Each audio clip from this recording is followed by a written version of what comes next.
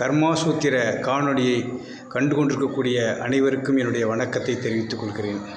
இன்றைய தலைப்பு ஜாதகம் எப்பொழுதெல்லாம் பார்க்க வேண்டும் என்ற தலைப்பில் பேசலாம் என்று நினைக்கின்றேன். ஒரு குழந்தை பிறந்த ஒரு வருடத்துக்கு பிறகுதான் ஜாதகங்கள் பார்ப்பது நம்முடைய வழக்கத்தில் உள்ளது. அப்படி இருக்கும் பொழுது ஒரு குழந்தைக்கு ஒரு வருடத்துக்கு முன்பே குழந்தைக்கு ஏதேனும் உடல்நிலை சரியில்லை, இல்லை பாலாரிஸ்த தோஷம் உள்ளதா என்பதை பார்ப்பதற்கு ஒரு வருடத்துக்கு முன்பே ஜாதகத்தை பார்க்கலாம். இதில் எந்த குற்றமும் கிடையாது. அதன் பிறகு அந்த குழந்தை 10வது படித்து முடித்த பிறகு என்ன கல்வியில் மேற்கொண்டு மேற்படிப்புக்கு படிக்க வைக்கலாம் என்பதற்காக ஒரு தடவை ஜாதகம் பார்க்க வேண்டும். அதாவது அந்த குழந்தையினுடைய கல்விக்காக ஒரு தடவை ஜாதகம் பார்க்க வேண்டும்.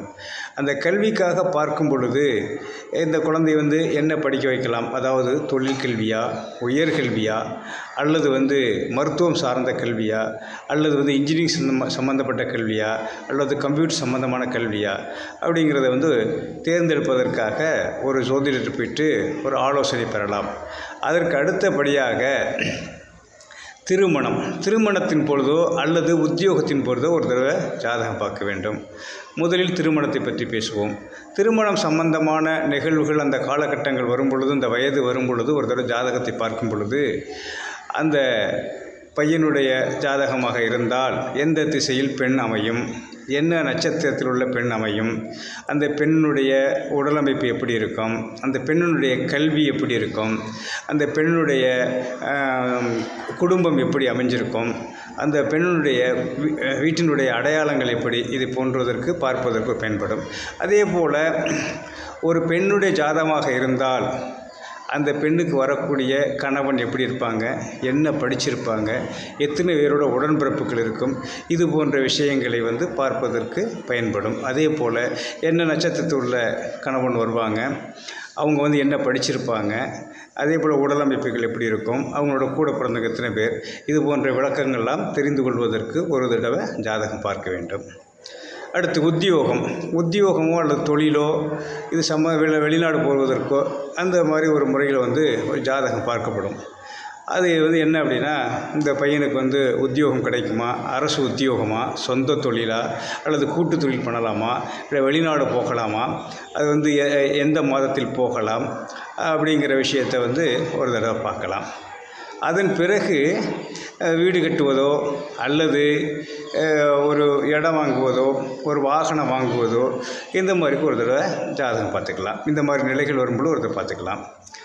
அதன் பிறகு திருமணமாகி கொஞ்சம் குழந்தை பிறப்புக்கு தாமதமாக இருக்குது, குழந்தை பிறக்கலை, திருமணமாகி ஒரு 5 வருஷம் ஆகிடுச்சு, 4 வருஷம் ஆகிடுச்சு, இன்னும் குழந்தையை பிறக்கலை அப்படிங்கிற பொழுது ஒரு தடவை ஜாதகம் பார்க்கலாம்.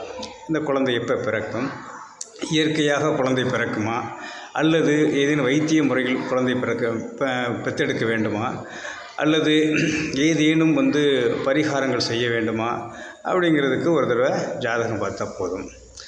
அதன் பிறகு ஒவ்வொரு மனிதனுக்கும் நோய் நொடி வருவது என்பது இயற்கை.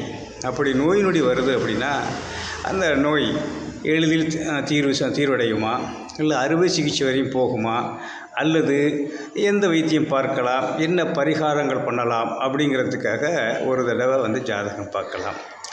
இதை விட்டுட்டு நிறைய பேர் என்ன பண்ணுறாங்க அப்படின்னா, வருஷத்துக்கு ஒரு முறை கூட ஜாதகம் பார்க்குறாங்க, அது கூட பரவாயில்லை அப்படிங்கிற மாதிரி எடுத்துக்கலாம்.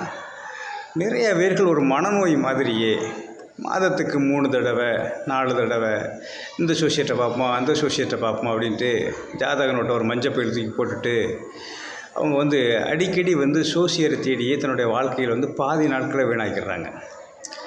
அதுக்கு அடுத்து இந்த சோசியர் சொல்கிறது சரியா, அந்த சோசியர் சொல்கிறது சரியா, இந்த சோதிடர் போகணுமா, அந்த சோதிடர் போகலாமான்னு சொல்லி இப்படியே காலத்தை கடத்திட்டு போயிடுவாங்க. எந்த சோதிடர் சொல்கிற பரிகாரங்களையோ அல்லது கருத்துக்களையோ மனசில் ஏற்றுக்கிற மாட்டாங்க. இந்த மாதிரி அவங்க என்ன பண்ணுவாங்கன்னா, இந்த சோதிடர் இப்படி சொன்னான்னா அடுத்து இன்னொரு சோதிடர் எப்படி சொல்லுவார் அப்படின்னு பார்க்கணும் அப்படிங்கிற மாதிரியே என்னென்னா அந்த தன்னுடைய காலத்தையும் நேரத்தையும் விரயமாக்குவாங்க. அது மாதிரிலாம் பார்க்காம ஒரு பிறந்ததிலிருந்து ஒரு கடைசி வரைக்கும் குறைஞ்சபட்சம் 20 தடவை ஜாதகம் பார்த்தாலே போதும். அந்த மாதிரி பண்ணிங்கன்னா எந்த குறைவும் குற்றமும் இருக்காது அப்படிங்கிறது என்னுடைய கருத்து. அடுத்த காணொலியில் சந்திக்கும் வரை கர்மாசூத்திர கணித ஜோதிடர் கல்யாண ராமநாதபுரம் கதிரேசன். நன்றி, வணக்கம்.